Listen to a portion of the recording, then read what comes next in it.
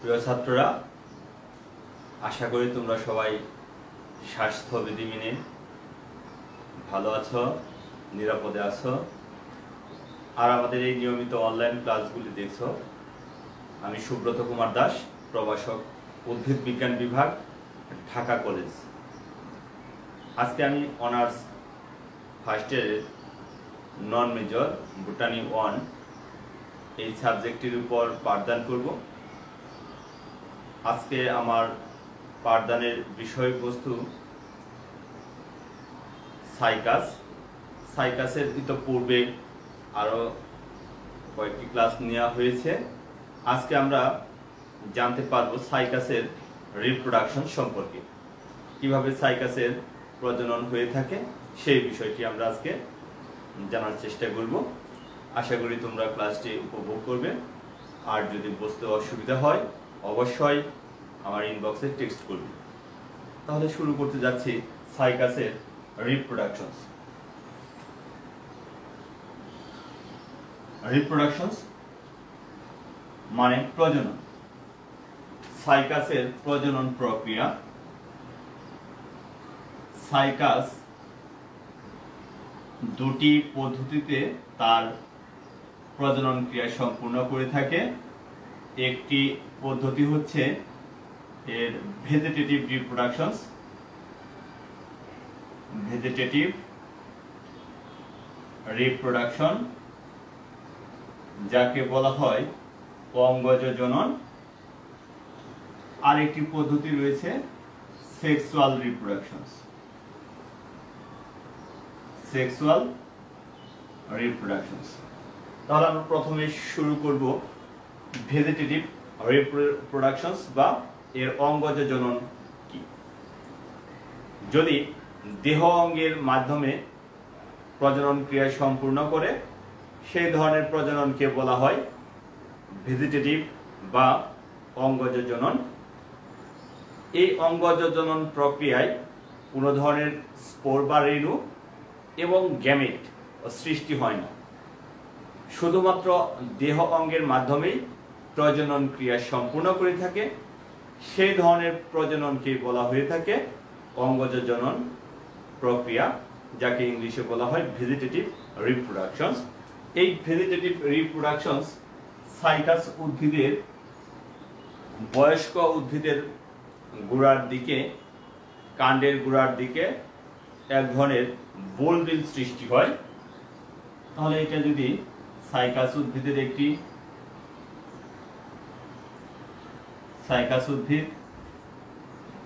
Cycas উদ্ভিদের গোড়ার দিকে এরকম বুলবিল বা অস্থানিক মুকুল তৈরি হতে পারে। বুলবিল হতে পারে, এছাড়াও অস্থানিক মুকুল বা বার্ড তৈরি হতে পারে। মুকুল বা বার্ড তৈরি হতে পারে। এই অস্থানিক মুকুল বা এই বুলবিল যদি আমরা উদ্ভিদ থেকে আলাদা করে অন্যত্র রোপণ করি তাহলে সেখান থেকেই নতুন সাইকাস উৎপন্ন হয়ে থাকে।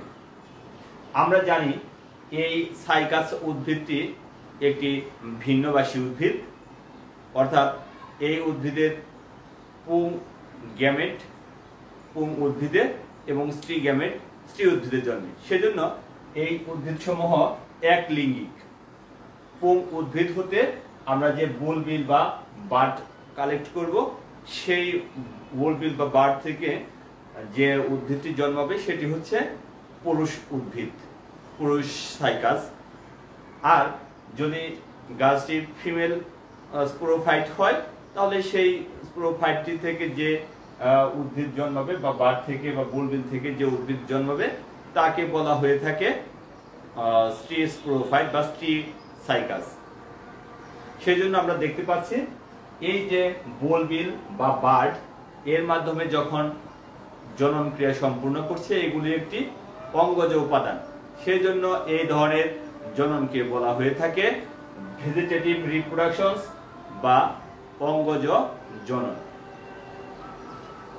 এরপর আমরা এই সেক্সুয়াল রিপ্রোডাকশন সম্পর্কে জানি। Sexual reproductions.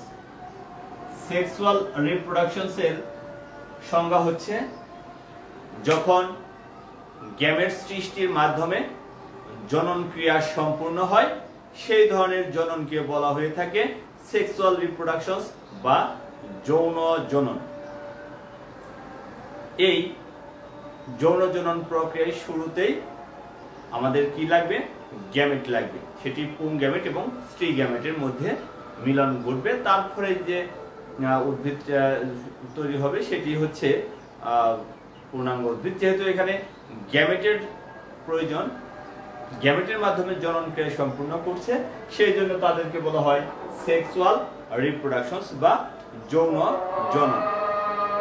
এই যৌন জনন প্রক্রিয়ায়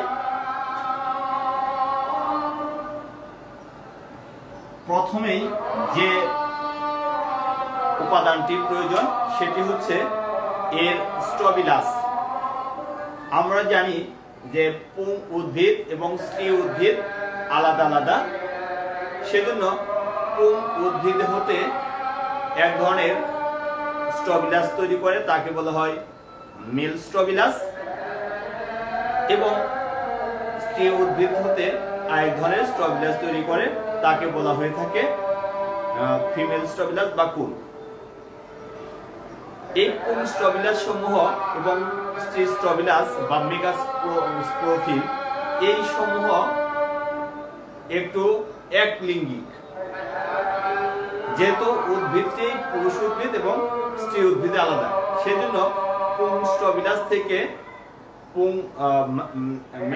মাইক্রোস্পোর তৈরি হবে, মাইক্রোস্পোরোফিল সমূহ মেগাস্পোর তৈরি করবে এবং মেগাস্পোরোফিল সমূহ মেগাস্ট্রবিলাস বা মেগাস্পোরাঞ্জিয়াম তৈরি করে থাকে। সেজন্য এই উদ্ভিদের প্রথমে আমরা আলোচনা করব পুং স্ট্রবিলাস বা মেল স্ট্রবিলাস।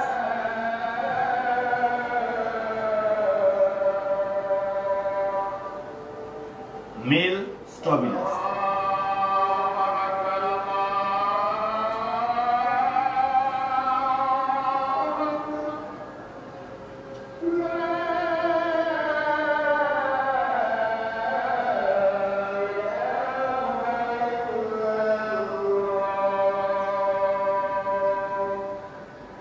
মেল স্ট্রবিলাস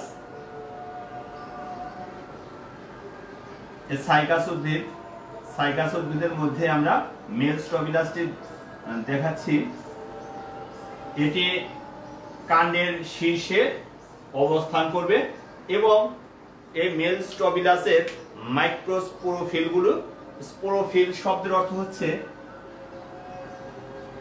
স্পোরোফিল শব্দের অর্থ হচ্ছে স্পোর উৎপাদনকারী যে পত্রক, তাকে বলা হয় স্পোরোফিল।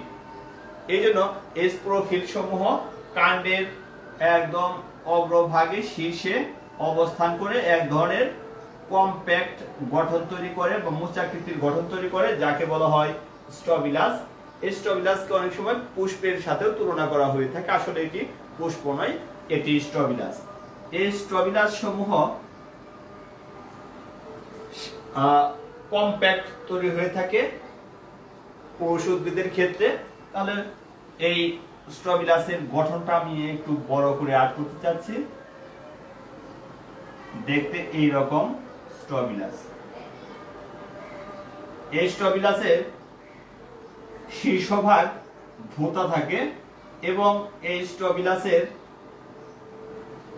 মধ্যে অসংখ্য মাইক্রোস্পোরোফিল সমূহ সজ্জিত অবস্থায় থাকে। এই স্ট্রবিলাসটির দৈর্ঘ্য 40 থেকে 50 সেন্টিমিটার। এই স্ট্রবিলাসটির দৈর্ঘ্যে প্রায় 40 থেকে 50 সেন্টিমিটার উচ্চতা বিশিষ্ট হয়ে থাকে। এই স্ট্রবিলাসের মধ্যে স্পোরোফিল সমূহ কম্প্যাক্টলি বা আটসাট ভাবে লেগে থাকে এবার আমরা এই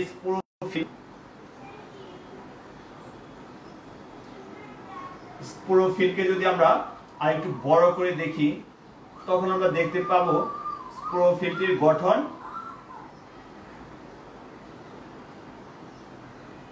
ঠিক এই রকম হয়ে থাকে। এই স্পোরোফিলটির মধ্যে স্পোরাঞ্জিয়াম তৈরি হয়ে থাকে।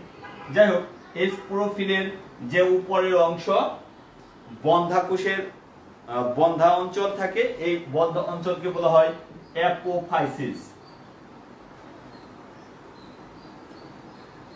অ্যাপোফাইসিস বলা হয়। আর নিচের যে অংশ, নিচের অংশ চওড়া, চ্যাপ্টা এবং ওয়েট শেপড কিলোকাকার। এই চ্যাপ্টা অংশের মধ্যে নিম্ন পৃষ্ঠে সাধারণত মাইক্রোস্পোরাঞ্জিয়ামগুলি অবস্থান করে। তাহলে নিম্ন পৃষ্ঠে মাইক্রোস্পোরাঞ্জিয়ামগুলি অবস্থান করে। এই যে মাইক্রোস্পোরোফিল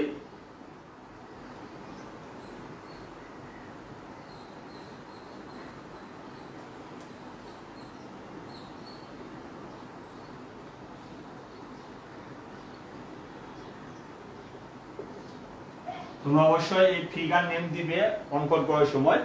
মাইক্রোস্পোরোফিলের যে উচ্চতা বা দৈর্ঘ্য সেটা সাধারণত 2 থেকে 3 সেন্টিমিটার পর্যন্ত হতে পারে এবং এর প্রস্থটা একটু বেশি। প্রস্থটা হতে পারে 12 থেকে 13 মিলিমিটার। এবং নিম্ন পৃষ্ঠে স্পোরাঞ্জিয়াম সমূহ অবস্থান করে থাকে। এই স্পোরাঞ্জিয়াম সমূহ অবস্থান করে যে গঠনটি তৈরি করে তাকে বলা হয়ে থাকে সুরাস। তাকে আমরা বলে থাকি সুরাস। তাহলে এগুলো হচ্ছে স্পোরাঞ্জিয়াম। স্পোরাঞ্জিয়াম যখন একত্রে অবস্থান করে সেই গঠনকে বলা হয়ে থাকে সুরাস। আমরা দেখছি একত্রে 3 থেকে 5টি স্পোরাঞ্জিয়াম সাধারণত একটি সুরাস গঠনে অংশগ্রহণ করে। অর্থাৎ এই স্পোরাঞ্জিয়ামের মধ্যে 3 থেকে 5টি স্পোরাঞ্জিয়াম যখন পরস্পরের সাথে থাকে তখন সুরাস গঠন করে থাকে। এটি কিন্তু অবশ্যই পাতার নিম্ন পৃষ্ঠে অবস্থান করে থাকে। আর এই অ্যাপোফাইসিস অংশটি বন্ধা এবং এই নিম্ন পৃষ্ঠের প্রায় সমস্ত অঞ্চলেই স্পোরাঞ্জিয়াম সমূহ অবস্থান করে। তাকে বলা হয়ে থাকে সুরাস।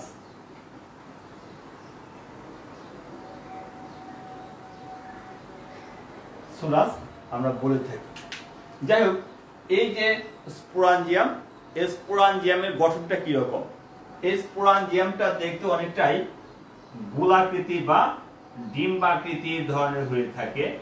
স্পোরাঞ্জিয়াম দেখতে গোলাকৃতি বা ডিম্বাকৃতির ধারণ করে এবং এর একটি বাইরের যে প্রাচীর সেখানে পাতলা আবরণ থাকে। যখন স্পোরাঞ্জিয়ামের ভিতরে মাইক্রোস্পোরগুলি তৈরি হয়, মাইক্রোস্পোর সমূহ তৈরি হয়ে থাকে, সেই ফাঁকা স্থান দিয়ে বা পাতলা স্থান দিয়ে মাইক্রোস্পোরগুলি বাইরে বের হয়ে আসে। যেহেতু এই স্পোরাঞ্জিয়াম স্পোরকে ধারণ করে সেই জন্য এর নাম হয়েছে স্পোরাঞ্জিয়াম। তাহলে এই স্পোরাঞ্জিয়ামের ভিতরে স্পোরগুলি বিতরণের 2টি পদ্ধতি হতে পারে। একটি হচ্ছে বাইরের যে প্রাচীর সেটা বিদীর্ণ করে, অথবা যখন এই যে মাইক্রোস্পোরোফিল বৃদ্ধি পেতে থাকে তখন এর নিম্ন পৃষ্ঠের নিচের দিকে যে ফাটল তৈরি হয় সেই ফাটলের মধ্য দিয়েও এরা বাইরে বের হতে পারে এবং বাতাসের মাধ্যমে এরা বিস্তার লাভ করে থাকে। তাহলে আমরা এতক্ষণ যে বিষয়টি নিয়ে আলোচনা করছি সেটি হচ্ছে মেল স্টবিলাস বা পুংকুন। এরপর আমরা দেখব এর স্ত্রী স্ট্রবিলাস বা ফিমেল স্ট্রবিলাস।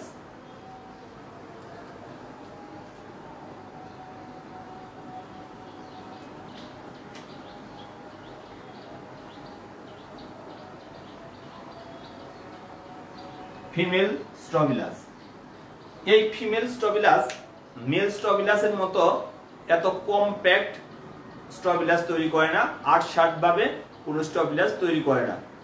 এরাও উদ্ভিদের কাণ্ডের শীর্ষে উৎপন্ন হয়ে থাকে, তবে এরা ঢিলে ঢালাভাবে অবস্থান করে। মেগাস্পোরোফিল সমূহ পরস্পরের সাথে যুক্ত হয়ে একটি ফিমেল স্ট্রবিলাস উৎপন্ন করে থাকে। এই ফিমেল স্ট্রবিলাস সাধারণত 6 থেকে 7 ইঞ্চি পর্যন্ত লম্বায় হয়ে থাকে এবং এই মেগাস্পোরোফিল গুলির একটি গঠন রয়েছে, গঠনটা অনেকটাই আকর্ষণীয়। সেই গঠনটির উপরের যে অংশ, সেই উপরের অংশে খুন্ড খুন্ড বা সূক্ষ্ম সূক্ষ্ম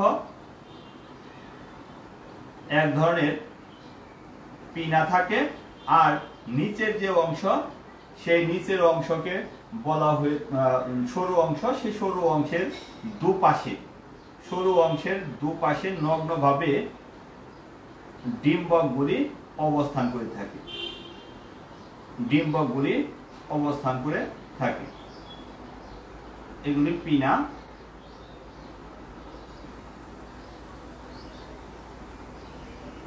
ওভিউল, ফিগার নেম মেগাস্পোরোফিল। তাহলে এই মেগাস্পোরোফিল সমূহ পরস্পরের সাথে যুক্ত হয়ে একটি ফিমেল স্ট্রবিলাস তৈরি করে থাকে।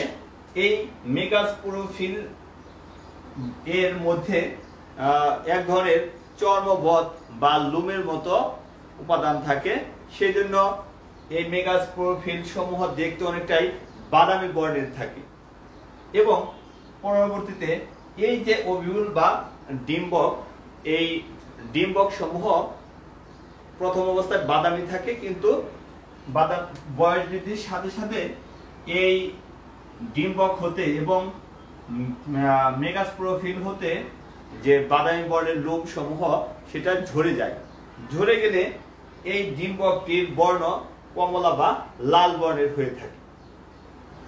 এবার আমরা এই ডিম্বকের একটি গঠন নিয়ে আলোচনা করব। ডিম্বকটা দেখতে কি রকম? ডিম্বকটা দেখতে আমরা দেখতে পাচ্ছি এটি অনেকটাই গোলাকার বা ডিম্বাকৃতির গঠন হয়ে থাকে। এর যদি আমরা প্রস্থচ্ছেদ করি তাহলে যে বিষয়টি আমরা দেখতে পাবো, এই ডিম্বকটি 3টি স্তর দ্বারা গঠিত এবং এটি অবশ্যই বাইরে থেকে দেখতে কমলা বা লাল বর্ণ।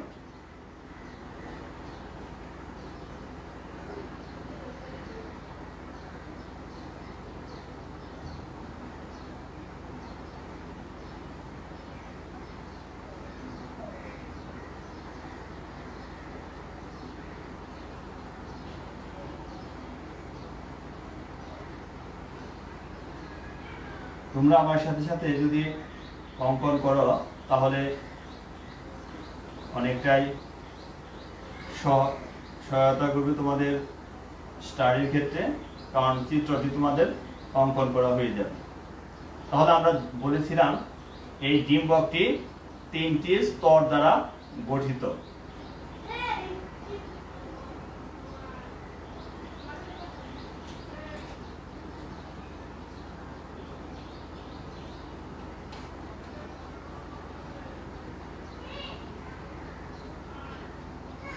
তাহলে এই স্তরটি একদম বাইরের স্তর, যে স্তরটিকে বলা হয়ে থাকে রসালো বর্ণের এবং কমলা বর্ণের। তাহলে একে বলবো আমরা outer layer, outer fleshy layer, বাইরের স্তর। এটি দেখতে কমলা বর্ণের, রেড বা কমলা বর্ণের। এরপরে যে ভিতরে আরেকটি স্তর থাকে, এর ভিতরের স্তরটি সাধারণত প্রস্তর বা পাথরের মতো, তাকে বলা হয় stony layer, mid stony layer. তাহলে মাঝখানে যে স্তর তাকে বলবো আমরা mid stony layer.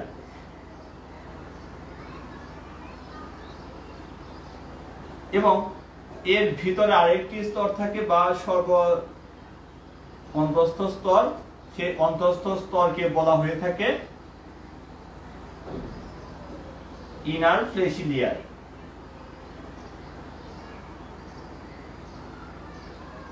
Inner fleshy layer. তো প্রিয় ছাত্ররা, তাহলে আমরা দেখতে পাচ্ছি এখানে তিনটি স্তর রয়েছে, বহিঃস্তর, মধ্যস্তর এবং অন্তঃস্তর।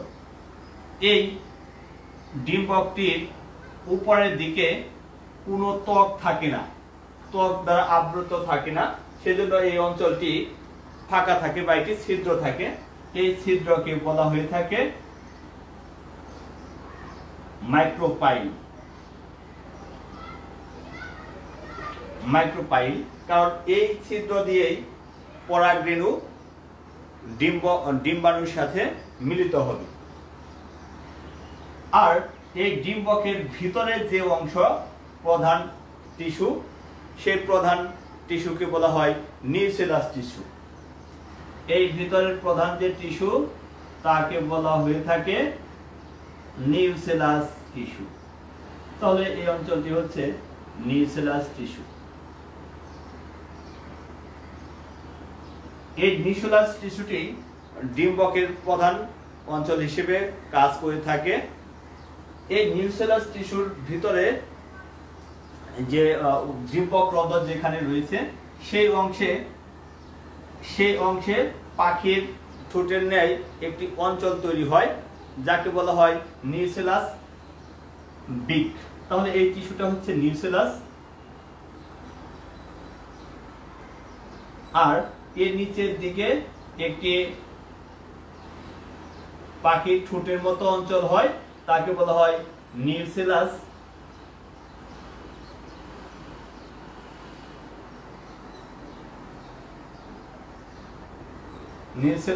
বিক। এই নিউসেলাস বিক অঞ্চলটি আবার প্রশস্ত হয়ে একটি চেম্বার তৈরি করে, যে চেম্বারকে বলা হয়ে থাকে পলেন চেম্বার। এই পলেন চেম্বারে পরাগরেণু এসে জমা হয়, পলেন চেম্বার বলা হয়ে থাকে। তাহলে দেখতে পাচ্ছি এই অঞ্চলটি একটি ফাঁকা বা ছিদ্রপথ রয়েছে, যাকে আমরা মাইক্রোপাইল বলছি। এই মাইক্রোপাইলের নিচের দিকে নিউসেলাসের উপরে একটি চেম্বার থাকে, যাকে পলেন চেম্বার বলে থাকি। এবং এই নিউসেলাস যে টিস্যু, নিউসেলাস টিস্যুর ভিতরে বা গভীরে একটি কোষ মেগাস্পোর মাতৃকোষ হিসেবে উৎপন্ন হয়। সেই মেগাস্পোর মাতৃকোষটি বারবার বিভাজনের মাধ্যমে আর্কিগোনিয়াম সৃষ্টি করে, আর্কিগোনিয়াম সৃষ্টি করে থাকে। এই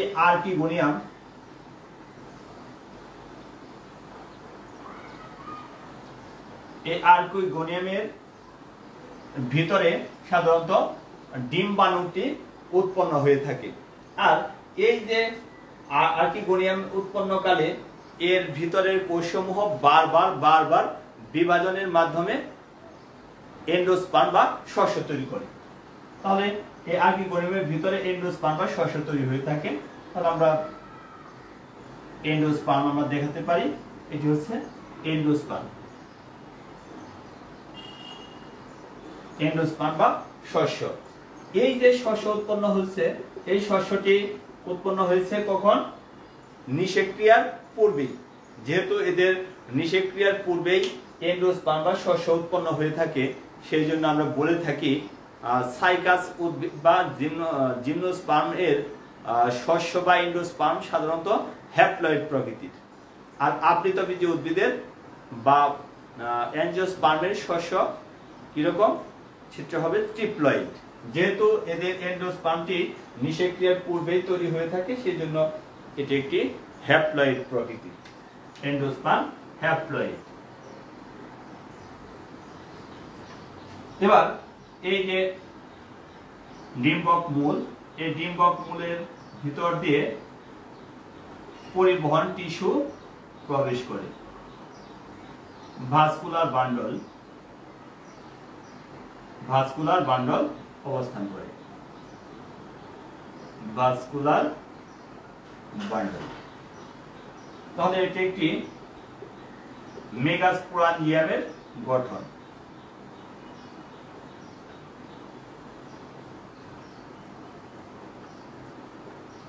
বা ওভিউলের গঠন।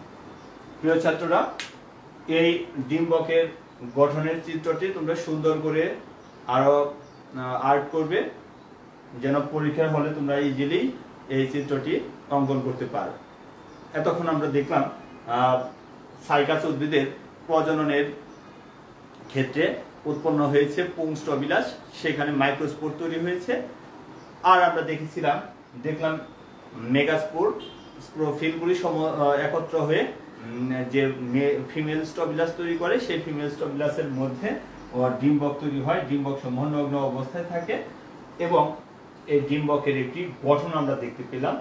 আমরা দেখলাম যে ডিম্বকের উপরের দিকে একটি ছিদ্র পথ থাকে, যাকে মাইক্রোপাল্প বা ডিম্বক রন্ধ্র বলে থাকে। এই ডিম্বক রন্ধ্র ছাড়া বাকি অংশই ডিম্বক ত্বক দ্বারা আচ্ছাদিত অবস্থায় থাকে। যেহেতু উপরের অংশে বা মাইক্রোপাইল অংশে কোনো ডিম্বক ত্বক দ্বারা আবৃত থাকে না, সেই জন্য বায়ু পরাগে যে পলেন গ্রেইন বা পরাগরেণু এই ছিদ্র পথে প্রবেশ করে সরাসরি ডিম্বাণুর সাথে জাইগোট ফর্ম তৈরি করতে পারে। এটা একটি ডিম্বকের গঠন। এবার আমরা গ্যামেটোফাইটিক পর্যায় সমূহ নিয়ে আলোচনা করব। সাইকাসের রিপ্রোডাকশনসের গ্যামেটোফাইটিক পর্যায়।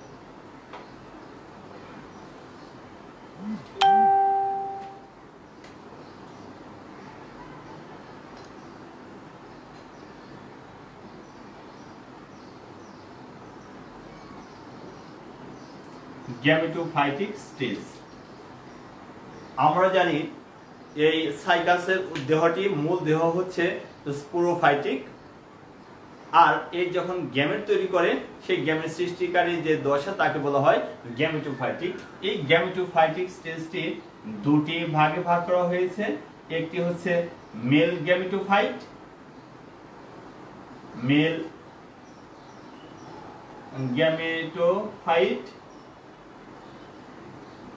এবং ফিমেল গ্যামেটোফাইট। সর্বপ্রথমে আমি মেল গ্যামেটোফাইটের যে ডেভেলপমেন্ট, সেই মেল গ্যামেটোফাইটের ডেভেলপমেন্ট নিয়ে জানার চেষ্টা করব। মেল গ্যামেটোফাইটকে আলোচনার সুবিধার্থে কয়েকটি ভাগে বিভক্ত করা যায়, কারণ এই মেল গ্যামেটোফাইটটি কিভাবে ডেভেলপমেন্ট করে তার উপর ভিত্তি করে আমরা কয়েকটি ভাগে বিন্যস্ত করেছি।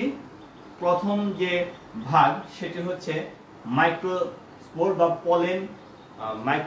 বা পলেন গ্রেইনের কিভাবে ফরমেশন করে।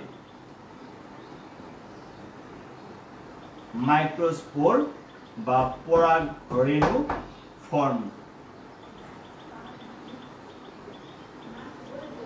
ফরমেশন। আমরা দেখেছিলাম যে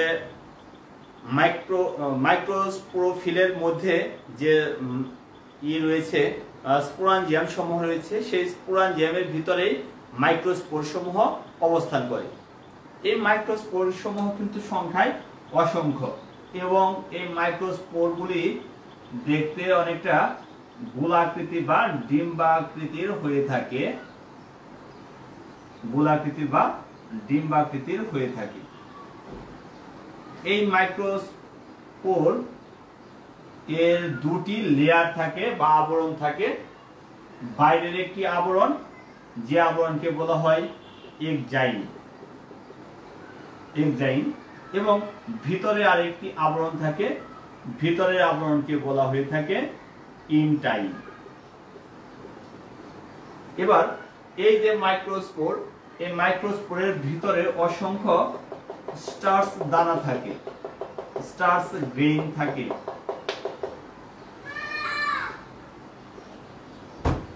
স্টার্চ গ্রেইন জমা থাকে। এবার এই মাইক্রোস্পোরের মধ্যে একটি বড় একটি গহ্বর তৈরি হয়, ভ্যাকিউল তৈরি হয়, বড় একটি গহ্বর তৈরি হয়। সেজন্য এরা কি করে থাকে, নিউক্লিয়াসকে একটু পরিধির দিকে, নিউক্লিয়াসকে পরিধির দিকে ঠেলে দেয়। নিউক্লিয়াস, এখানে বড় একটি ভ্যাকিউল তৈরি হবে, সেল ভ্যাকিউল, কোষ গহ্বর তৈরি হয়। সেই কোষ গহ্বরের কারণে নিউক্লিয়াসটি একটি পরিধির দিকে অবস্থান করে। এরপরে নিউক্লিয়াসের বিভাজন।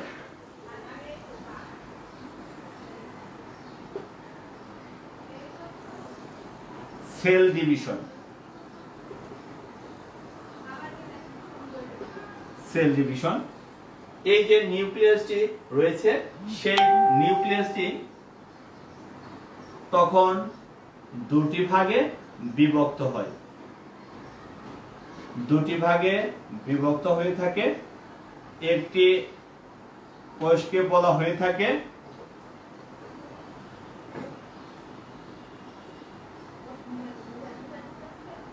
ছোট আকৃতির কোষ, যাকে বলা হয় প্রোথেলিয়াল সেল, এবং আরেকটি বড় আকৃতির কোষ তৈরি হয়ে থাকে, তাকে বলা হয় অ্যানথেরিডিয়াল সেল।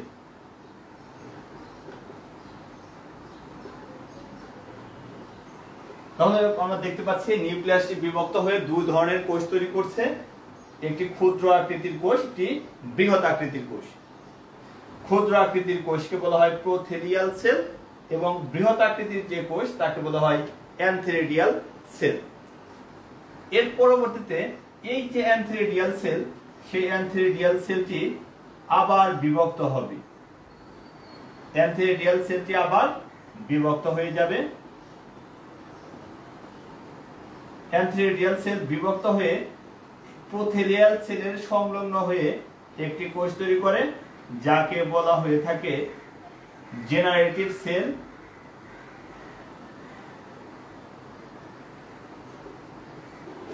প্রোথেলিয়াল সেল,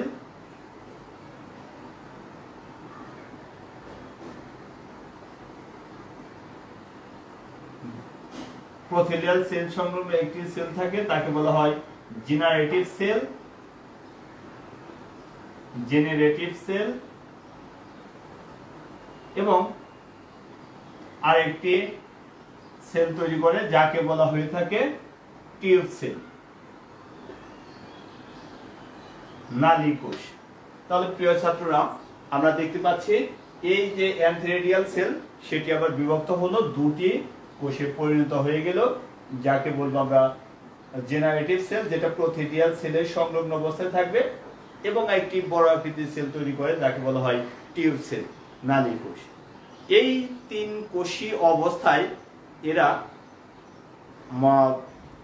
মাইক্রো যে স্পোরাঞ্জিয়াম, সেই স্পোরাঞ্জিয়াম থেকে বাইরে নির্গত হয়। এর পরবর্তীতে ডেভেলপমেন্ট বা বিকাশ, সেটা স্ত্রী বা ফিমেল গ্যামেটোফাইটের মধ্যে হয়ে থাকে, বা ডিম্বকের মধ্যে পরবর্তী পরিবর্তনটা বা বিকাশ ঘটে থাকে। এই অবস্থায় সে বাতাসে অন্যত্র বা ডিম্বকের যে মাইক্রোপাইল আমরা দেখলাম, সেই মাইক্রোপাইলের মধ্যে অবস্থান করবে বাতাসের মাধ্যমে। সেজন্য তার যে ধাপ, তাকে আমরা বলবো পলিনেশন।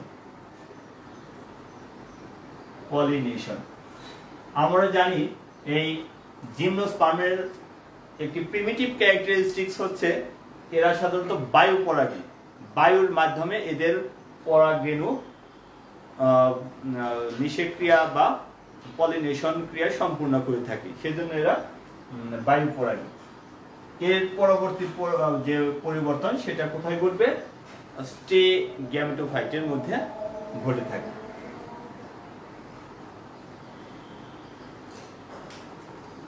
এবার আমরা কল্পনা করব এই পলেন গ্রেনটি বা মাইক্রোস্পোরটি স্টেগেমেটোফাইটের মধ্যে অবস্থান করেছে। স্টেগেমেটোফাইটে অবস্থান করে প্রায় 7 দিন পর্যন্ত এই অবস্থায় থাকবে। এর পরবর্তীতে এই জেনারেটিভ সেলটি আবার বিভক্ত হয়ে দুটি কোষে পরিণত করবে এবং সাথে সাথে একটি নালিকাও তৈরি করে থাকে।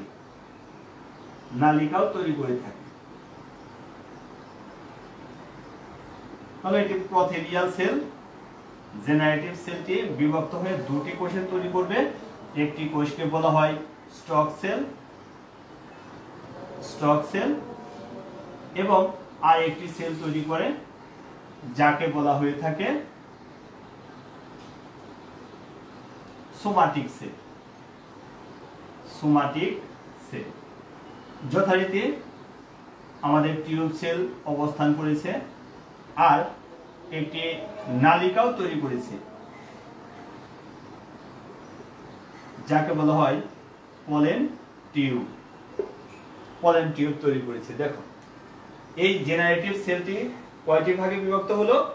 দুটি ভাগে বিভক্ত হলো। একটিকে বলা হয় স্টক সেল আর একটিকে বলবো আমরা সোমাটিক সেল। স্টক সেল বা বৃন্তকোষ এবং সোমাটিক সেল বা দেহকোষ।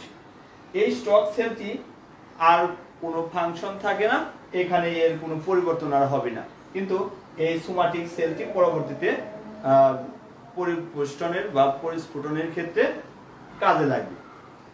এই যে পলেন টিউব তৈরি হলো, এই পলেন টিউবটি পরাগ নালিকার ভিতরে যে নিউসেলাস কোষ রয়েছে সেই নিউসেলাস কোষের দিকে নিম্ন দিকে ধাবিত হবে।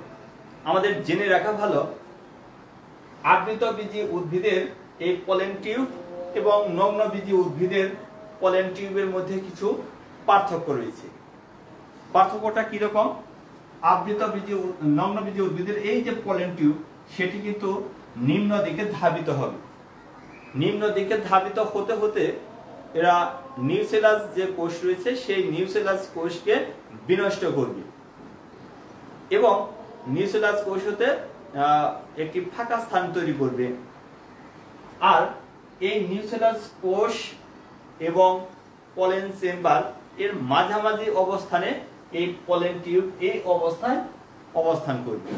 প্রায় 4 মাস পর্যন্ত, কোনো প্রজাতির ক্ষেত্রে প্রায় 4 মাস পর্যন্ত এই অবস্থায় অবস্থান করতে পারে, যতক্ষণ না মেগাস্পোরাঞ্জিয়ামের বিকাশ লাভ করে সেই পর্যন্ত এরা অবিকৃত অবস্থায় থাকতে পারে। কোথায়? সেই মাইক্রোপাইলের ভিতরে যে পলেন গ্রেন চেম্বার রয়েছে সেই পলেন চেম্বারের মধ্যে, এবং কিছু অংশ পলেন চেম্বারের মধ্যে আর কিছু অংশ থাকবে নিউসেলাস কোষের মধ্যে। কারণ নিউসেলাস কোষের মধ্যে আর্কিস্পোরাঞ্জিয়াম আর্কিগোনিয়াম তৈরি হয়। সেই আর্কিগোনিয়ামের ভিতরে কিন্তু ডিম্বাণু অবস্থান করে, সেজন্য সেই মাঝামাঝি অবস্থানে অবস্থান করবে। এখন আমরা কি দেখলাম? আমরা দেখলাম ডি, এটি হচ্ছে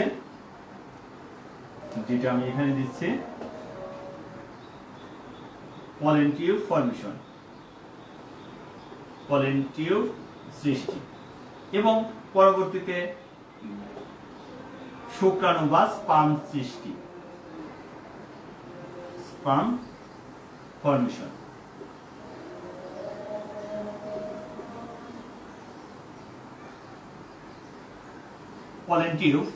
পলেন টিউবের ভিতরে এই যে আমরা সোমাটিক সেল দেখছি, সেই সোমাটিক সেলটি আকারে একটু পরিবর্তন হবে এবং এই সোমাটিক সেলের যে নিউক্লিয়াস সেই নিউক্লিয়াসে দুপাশে ব্লেফারোপ্লাস্ট জমা হবে এবং দুটি কোষে পরিণত হবে। এই কোষ দুটি কিন্তু সমান আকৃতির কোষ তৈরি হবে। এই কোষটিকে বলা হয়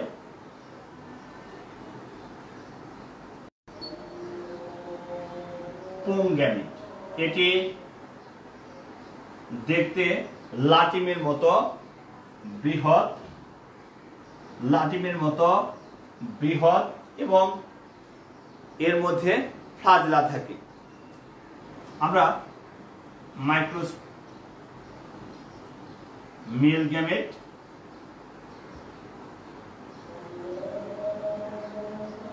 বা স্পার্ম আমরা দেখব। স্পার্মকে যদি আমরা দেখি তাহলে দেখি এইরকম স্ট্রাকচার, এর মধ্যে ফ্লাজেলা থাকে। আমাদের জেনে রাখা ভালো, সাইকাস উদ্ভিদের স্পার্মটি বা শুক্রাণুটি হচ্ছে উদ্ভিদ কুলের মধ্যে সর্ববৃহৎ একটি শুক্রাণু, যেটা খালি চোখেও দেখা যায়। এটি দেখতে লাটিমের মতো এবং এর মধ্যে ফ্লাজেলা থাকে। এই ফ্লাজেলা সৃষ্টি হওয়া কিন্তু একটি প্রিমিটিভ ক্যারেক্টারিস্টিক্স। তো আমরা এতক্ষণ আলোচনা করলাম মেল গ্যামেটোফাইটের পরিবর্তন। সেই মেল গ্যামেটোফাইটের পরিবর্তনের মাধ্যমে আমরা কি পেয়ে গেলাম? সর্বশেষ আমরা পেয়ে গেলাম স্পার্ম বা শুক্রাণু। এই স্পার্ম বা শুক্রাণুটি কোথায় অবস্থান করছে? এটি ফিমেল গ্যামেটোফাইটের মধ্যে অবস্থান করছে, এবং পরবর্তীতে ফিমেল গ্যামেটোফাইটের ডেভেলপমেন্টের সাথে সাথে এটি বা স্পার্মটি ডিম্বাণুর সাথে নিষেক্রিয়া সম্পূর্ণ করবে। এই পরিবর্তনটি আমরা আগামী ক্লাসে দেখানোর চেষ্টা করব। সে পর্যন্ত আমাদের জন্য তোমরা সবাই দোয়া করবে যেন আমরা ভালো থাকি, সুস্থ থাকি। আর তোমরা অবশ্যই স্বাস্থ্যবিধি মেনে বাসায় অবস্থান করবে। আজকের ক্লাসের যদি কোনো বুঝতে অসুবিধা হয় আমাকে ইনবক্স করবে, আমি অবশ্যই পরবর্তী ক্লাস শুরুর আগে সেই বিষয়টি ক্লিয়ার করার চেষ্টা করব। এতক্ষণ ধরে আমাকে যারা শুনছেন তাদের সবার প্রতি আমার বিনম্র শ্রদ্ধা এবং কৃতজ্ঞতা জ্ঞাপন করছি। অবশ্যই আমরা মাস্ক পরব, যদি বাইরে যাওয়ার কোনো আনএভয়েডেবল কজ থাকে মাস্ক পরব, এর কোনো বিকল্প নেই। তো প্রিয় ছাত্ররা, এটি গ্যামেটোফাইটের স্টেজ। এটি অবশ্যই আমাদের ফিগার নেম দিতে হবে, মেল গ্যামেটোফাইট। তো ভালো থাকো, সুস্থ থাকো, বেস্ট অফ লাক।